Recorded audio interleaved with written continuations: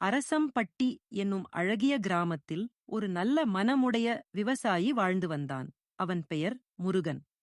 முருகன் எப்போதும் எளிமையாக நேர்மையாக வாழ்ந்தவன். அவனுக்குப் பெரிதாக செல்வம் இல்லாவிட்டாலும் யாரும் பசித்துக் கிடக்கக்கூடாது என்பதற்காக தினமும் அயலார்களுக்கு உதவி செய்வான். அதே கிராமத்தில் அவனின் சிறுவயது நண்பன் கண்ணன் இருந்தான். கண்ணன் சாமர்த்தியமானவனாக இருந்தாலும் சோம்பேறியாக வாழ்ந்து வந்தான். வேலை செய்யாமல் எளிதாக பணம் சம்பாதிக்க வேண்டும் என்ற ஆசை எப்போதும் அவனை துன்புறுத்திக் கொண்டே இருந்தது. நண்பா, உன்னிடம் நம்பிக்கையுடன் சொல்லுகிறேன். நான் ஒரு சிறிய வியாபாரம் செய்ய விரும்புகிறேன். ஆனால் அதற்கு எனக்கு பணம் இல்லை. நீ எனக்கு உதவி செய்ய முடியுமா? முருகன் சிறிது யோசித்தான். கண்ணனின் சோம்பேறித்தனம் அவனுக்கு தெரிந்திருந்தாலும் நட்பின் மேல் வைத்திருந்த நம்பிக்கைக்காக, சரி நண்பா, நான் உன்னிடம் நம்பிக்கை வைக்கிறேன். உனக்குத் தேவையான பணத்தை தருகிறேன். ஆனால் நீ உழைப்புடன் உன் வாழ்க்கையை மேம்படுத்த வேண்டும் என்றான். சரி நண்பா, நான் உன் மேல் நம்பிக்கை வைக்கிறேன். உனக்கு தேவையான பணத்தை தருகிறேன். ஆனால் நீ உழைப்புடன் உன் வாழ்க்கையை மேம்படுத்த வேண்டும். மிக்க நன்றி நண்பா. இந்த உதவியை நான் என் வாழ்நாள் முழுவதும் மறக்க மாட்டேன்.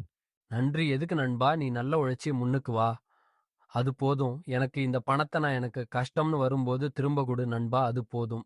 சரி நண்பா, பிறகு பார்ப்போம் என்று சொல்லிட்டு இருவரும் அங்கிருந்து சென்றனர். கண்ணன் முருகன் கொடுத்த பணத்தை வைத்து மளிகைக் கடை ஒன்று ஆரம்பித்தான். அந்த வழியாக முருகன் வந்தான். கண்ணா, நல்லா புத்திசாலித்தனமான ஒரு நல்ல கடையதான் வச்சிருக்க. ஆமா, வியாபாரம் எப்படி போகுது? வியாபாரம் நல்லாதான் நண்பா போயிட்டு இருக்கு. சரி நண்பா, நான் போயிட்டு நாளைக்கு வர, வயல்ல வேலை அதிகமா இருக்கு. அப்படின்னு சொல்லிட்டு முருகன் அங்கிருந்து கிளம்பிட்டா. இப்படியே 2 மாசம் போயிடுச்சு. கண்ணனுக்கு நல்லா வியாபாரம் ஆகி ஒரு சூப்பர் மார்க்கெட் ஒன்னு சொந்தமா கட்டினான். கண்ணன் மேல மேல வளர்ந்து ஊர்லயே மிகப்பெரிய செல்வந்தனாக ஆகிட்டா. ஒரு நாள் கண்ண ஊருக்குள்ள நடந்து போயிட்டு இருந்தா. அப்போ முருகனும் வயலுக்கு வேலைக்கு அந்த வழியாக சென்றான். நல்லா இருக்கியா நண்பா? பரவாயில்ல, ஊர்லயே மிகப்பெரிய சூப்பர் மார்க்கெட் வச்சிடியே. அது மட்டுமா இந்த ஊர்லயே மிகப்பெரிய செல்வந்தன் ஆகிட்ட. உன்னோட சோம்பேறித்தனத்தை விட்டுட்டு உன் வாழ்க்கைய மாத்தி காட்டிட்ட நண்பா. ஆமா நண்பா, எல்லாமே கடவுளோட கருணையும் என்னோட கடினமான உழைப்பும் தான் நண்பா நான் இந்த நிலைமைக்கு வர காரணம். முருகன் செய்த உதவியை மறந்து கண்ணன் நன்றி உணர்ச்சி இல்லாமல் பேசினான். ஆமா நண்பா, விவசாயம் விளைச்சல்லாம் எப்படி வருது? நல்லா வருதா? கடவுள் புண்ணியத்துல நல்லா மழை பொழிஞ்சு கிணறு எல்லாம் வடியாமல் தண்ணீர் இருக்கு நண்பா. அப்படின்னு சொல்லிட்டு இருவரும் அங்கிருந்து சென்றனர்.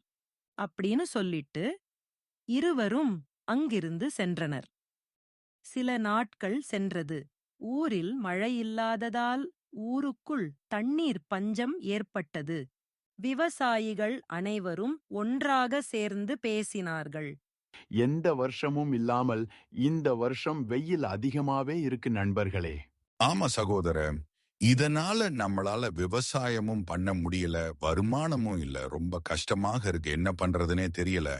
இதையெல்லாம் பார்த்த முருகன் வருத்தப்படுறா. நம்மகிட்டயும் பணம் எதுவும் இல்லையே, நம்மளால யாருக்கும் உதவ முடியலையேன்னு மனசுக்குள்ள நினைச்சுக்கிட்டான். நம்மகிட்டயும் பணம் எதுவும் இல்ல, நம்மளால யாருக்கும் உதவும் முடியலையே. இந்த வறட்சி வந்து எல்லாத்தையும் மாத்திடுச்சு. உடனே முருகன் யோசித்தான். நம்ம நண்பகிட்ட கேட்டு பார்க்கலாமா? அவன் நமக்கு உதவுவான். நம்ம நண்பன் கண்ணனிடம் கேட்டு பார்க்கலாமா? அவன் நமக்கு கண்டிப்பா உதவுவான். கண்ணனை பார்க்க முருகன் அவனுடைய வீட்டிற்கு செல்கிறான்.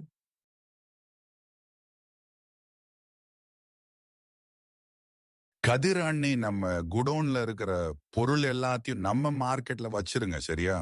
நண்பா வா நண்பா, நல்லா இருக்கியா? வா நண்பா, ரொம்ப நாள் ஆச்சு பார்த்து. நல்லா இருக்க நண்பா, நீ எப்படி இருக்க நண்பா? நண்பா, நான் நல்லா இருக்கேன் நண்பா.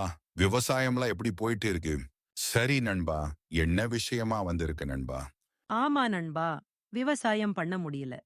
அதனால வருமானம் இல்லாம ரொம்ப கஷ்டமா இருக்கு நண்பா. அதனால தான் உன்கிட்ட வந்து இருக்க நண்பா அப்படின்னு முருகன் கண்ணனிடம் சொன்னான். நண்பா, ஊருக்குள்ள மழை இல்லாததால விவசாயமும் சரியா செய்ய முடியல நண்பா. நண்பா உனக்கு வேலை கொடுக்கலானா? என்கிட்ட எந்த வேலையும் இல்லையே. இல்ல நண்பா, நான் வேலை கேட்டு வரல. பணம் கொஞ்சம் தேவைப்படுது நண்பா. அதான் உன்கிட்ட வந்திருக்க நண்பா. பணம் இப்ப என்கிட்ட எதுவும் இல்ல நண்பா. முன்ன மாதிரி வியாபாரம் இல்ல. அப்படியா நண்பா, உன்னால எனக்கு உதவ முடியும்னு நினைச்ச. சரி நண்பா, நான் போயிட்டு வர. முருகன் என்ன செய்வது என்று புரியாமல் அங்கிருந்து வருத்தத்துடன் சென்றான். அண்ணே, இந்த வியாபாரம் நல்லா போகுதே இல்ல அண்ணே. அப்புறம் ஏனே அவர்கிட்ட அப்படி சொன்னீங்க? அடே, இவன் கிட்ட இப்படிதான்டா சொல்லணும். இல்லனா இதே மாதிரி எப்பவும் நம்ம கிட்டயே பணம் கேட்டு வருவானுங்க. ஏதோ சொல்லுறீங்க, ஆனா உங்களுக்கு பணம் கொடுத்து உதவுனது அவருதான் அண்ணா, அதை மறந்துடாதீங்கண்ணே. அட, இந்த கண்ணனுக்கு நம்ம உதவின்னு கேட்டு வந்தப்போ நம்ம அவனுக்கு உதவி செஞ்சோம். ஆனா கண்ணன் நமக்கு உதவ மறுத்துவரானே என வருத்தத்துடன் தன்னுடைய வீட்டிற்கு செல்கிறான்.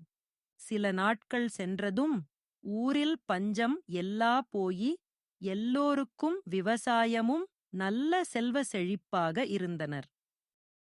அதே நேரத்தில் கண்ணனுக்குத் தொழிலில் நஷ்டம் ஏற்பட்டு மிகவும் ஏழையாக மாறினான். என்ன கண்ணன் அண்ணே, எல்லாமே தலை கீழா மாறிடுச்சு. மறுபடியும் அதே சோம்பேறி கண்ணனாக ஆகிட்ட. எல்லாம் நீ முருகனுக்கு செய்த நம்பிக்கை துரோகம்தா. ஆமா தம்பி, எல்லாமே நான் பண்ண தப்புதா. முருகனுக்கு பண்ண துரோகம்தான் காரணம். நான் போயிட்டு என்னோட நண்பகிட்ட மன்னிப்பு கேட்க போற தம்பி. கண்ணன்தான் செய்த தவறை உணர்ந்து முருகனிடம் மன்னிப்பு கேட்க செல்கிறான். அடடே, வா நண்பா. எப்படி இருக்க, நல்லா இருக்கியா? ஏதோ இருக்க நண்பா. உன்னை ஏமாத்துன அதுக்கு பலனா வியாரத்துல நஷ்டமாகி நான் இப்போ பழைய மாதிரி ஒண்ணுமில்லாத கண்ணனா ஆகிட்ட நண்பா. ஆட, என்ன நண்பா இப்படி சொல்லுற? அதெல்லாம் ஒண்ணும் இல்ல. என்ன மன்னிச்சிடு நண்பா, நான் தப்பு பண்ணிடு. அட, எதுக்கு நண்பா மன்னிப்பு எல்லாம் கேக்குற? அதெல்லாம் பரவாயில்ல நண்பா. கண்ணன் முருகனிடம் மன்னிப்பு கேட்டதால் கண்ணனை முருகன் மன்னித்து ஏற்றுக்கொண்டான். பிறகு இருவரும் இணை பிரியாத நண்பர்களாக வாழ்ந்தனர். இது போன்ற நல்ல கதைகளை கேட்க நமது சேனலை சப்ஸ்கிரைப் பண்ணுங்க. மறக்காம அந்த பெல் பட்டனை ஆல்ல வச்சிக்கோங்க.